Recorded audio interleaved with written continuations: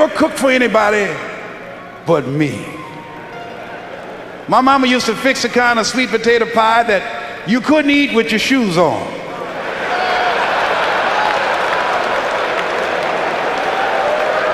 You had to take your shoes off so you can wiggle your toes. And when we would go door to door, sometimes as late as 10 o'clock at night, I would knock on the door. Who's there? Would you like to buy a nice working television set? No money down? Boy, are you crazy? Yes, I am crazy. I'm crazy about my mama, and I'm going to take care of her. And I'm going to sell a television set tonight, and it might as well be you.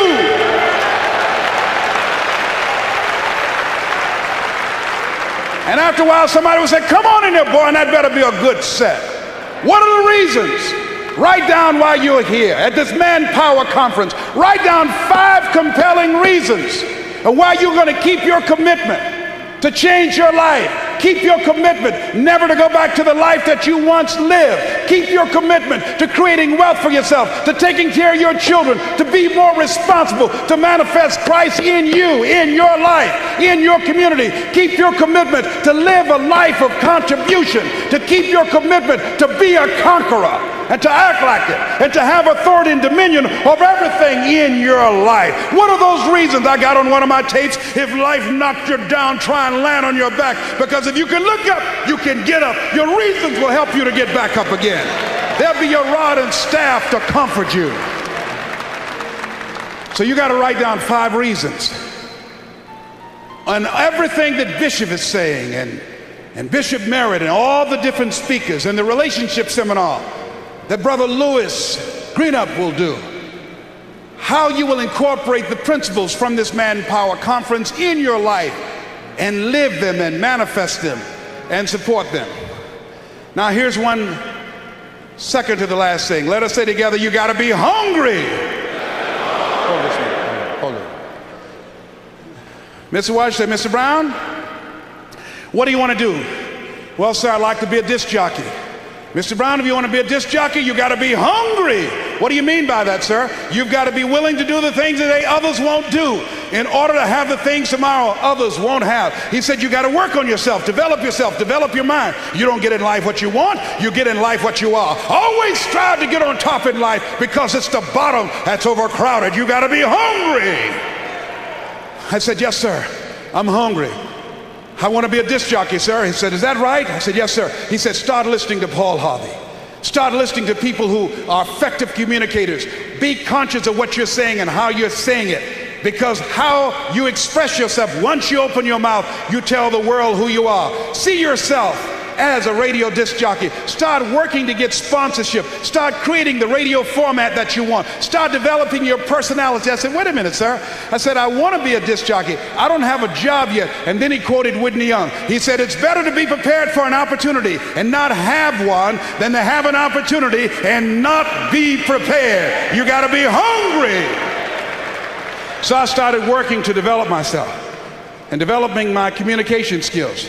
I expected to have a radio program, so I created my formats. I started learning how to write commercials and do jingles. And then I came to him one day. I said, okay, Mr. Washington. He said, okay, Mr. Brown, remember, you've got to be hungry. You don't have a college degree. You have no journalism. You have no broadcasting. This is a very crowded field. It's very, very competitive, Mr. Brown. You're going to face no and rejection every day. But if you're hungry enough, the world will make a place for you. So I went to apply for a job on Miami Beach to Milton Butterball Smith, the program director. Hello, Mr. Butterball. How are you, sir? My name is Les Brown, sir. I like to be a disc jockey. You have any journalism in your background? No, sir. You have any kind of broadcasting experience? No, sir, but I've been training myself, sir. Let me audition for you. Let me show you how good I am. He said, I'm sorry, we don't have any job for you. I was discouraged. I went back and I told Mr. Washington. I said, Mr. Washington, they said no. He said, don't take it personally. Most people are so negative, they have to say no 7 times before they say yes. He said, you got to be hungry. Go back again. I said, yes, sir. Hello, Mr. Butterball. How are you, sir? My name is Les Brown, sir. I like to be a disc jockey. Weren't you here yesterday? Yes, sir.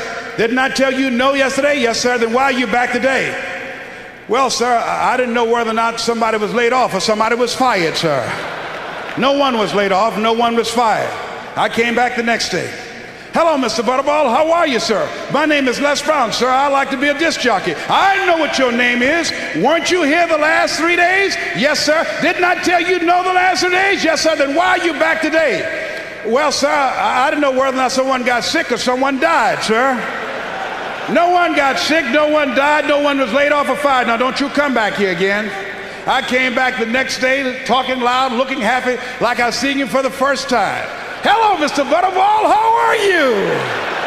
He looked at me with rage. He says, go get me some coffee. I said, yes, sir.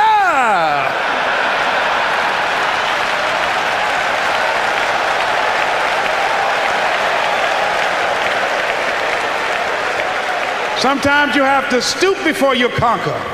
You got to sacrifice before you reign. So I became the errand boy for the disc jockeys. I'll go get their lunch and their dinner, and I'd stand in the control room, and I would not leave until they would ask me to. Then pretty soon, they trusted me to pick up entertainers that came to town. Entertainers like Diana Ross and the Supremes and the Four Tops and Gladys Knight. I used to drive them all over Miami Beach in the disc jockeys' big long Cadillacs. I didn't have any driver's license, but I was driving like I had some.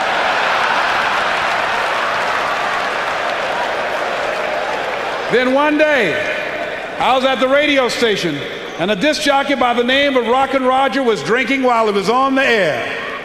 He was slurring his words. It was obvious he was so inebriated he couldn't complete his show. And there I was looking at him through the control room window, walking back and forth, young, ready, and hungry. I was saying, drink, rock, drink. Drink, rock. I'd have gone to get him some more if he'd asked me to. Then pretty soon the phone rang. It was the general manager, and I answered the phone. I said, hello? He said, young boy, this is Mr. Klein. I said, I know. He said, Rock can't finish his program. I said, I know. He said, would you call one of the other DJs in? I said, yes, sir. I hung the phone up. I said, now he must think I'm crazy.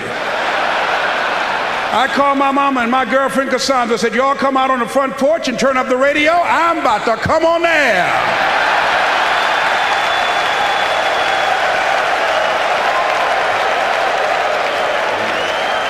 I waited for about 20 minutes and I called him back. I said, Mr. Klein, I can't find nobody.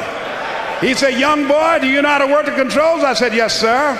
He said, go in there and segue the records and don't say nothing here. I said, yes, sir.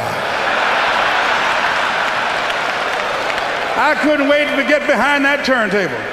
I put on a fast record. I said, look out, this is me, LB, Triple P, Les Brown, your platter playing papa. There were none before me and there will be none after me. Therefore, that makes me the one and only. Young and single, love Domingo, certified, bona fide, indubitably qualified to bring you satisfaction and a whole lot of action. Look out, baby, I'm your love man. I was hungry. I was hungry.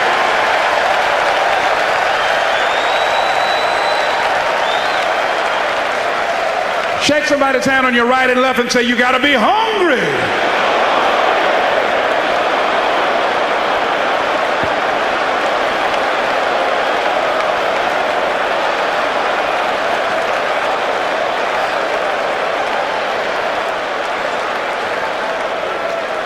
There are people who come to this country who can't speak the language and they hit the ground running because they're hungry.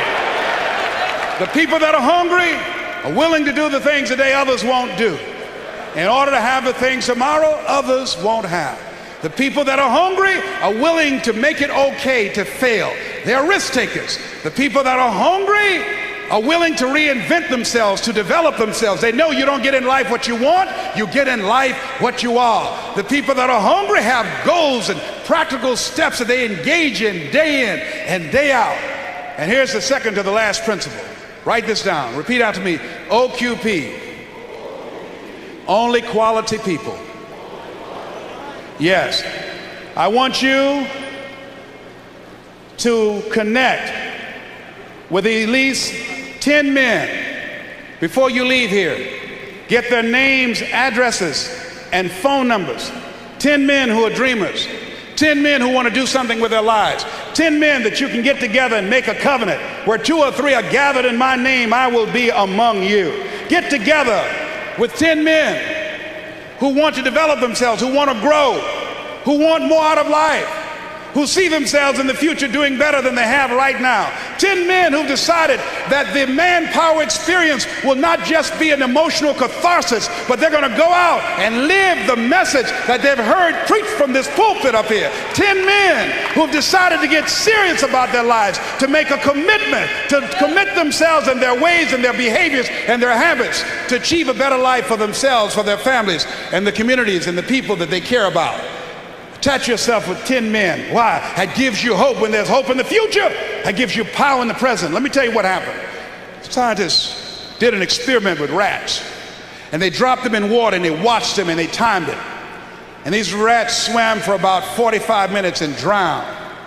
And then they put in another group of rats and they watched them, and just before they drowned, they took them out and they let them rest. Then they put in another group of rats, including the ones that had been in before and were saved.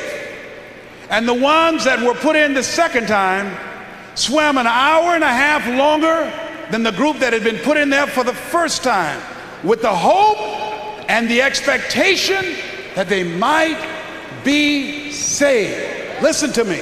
The power of assembly, the power of relationships. One goose can fly 75% further in formation with other geese than it can ever fly by themselves. It's important. You find some men here who are serious. Oh, there are people who just came just to see. But there's some men here who are serious, who said, I'm going to change. I'll never be the same again. I want God to use me in a special kind of way. You want to find those men. See, there are two types of relationships.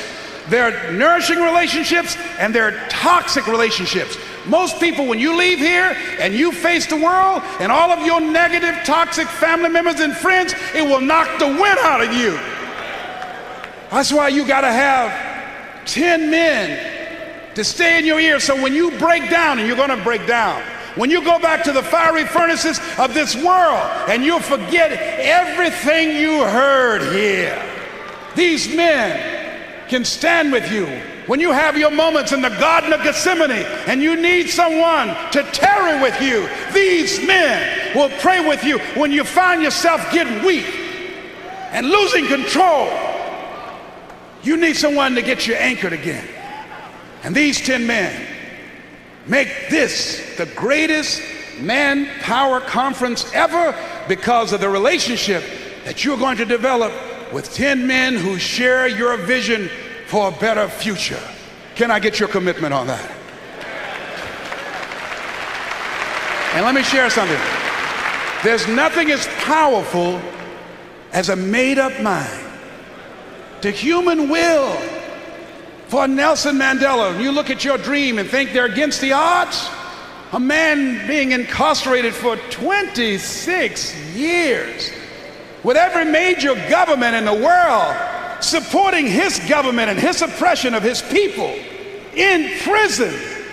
Even Joseph's accomplishment is pale in comparison to Nelson Mandela. And to go from prisoner to president, I say there's a Nelson Mandela in everyone here in this room. And he didn't do it by himself. Jesus didn't do it by himself. He had 12 men who shared his vision. The power of the human will. Come here, John Leslie. The power of the human will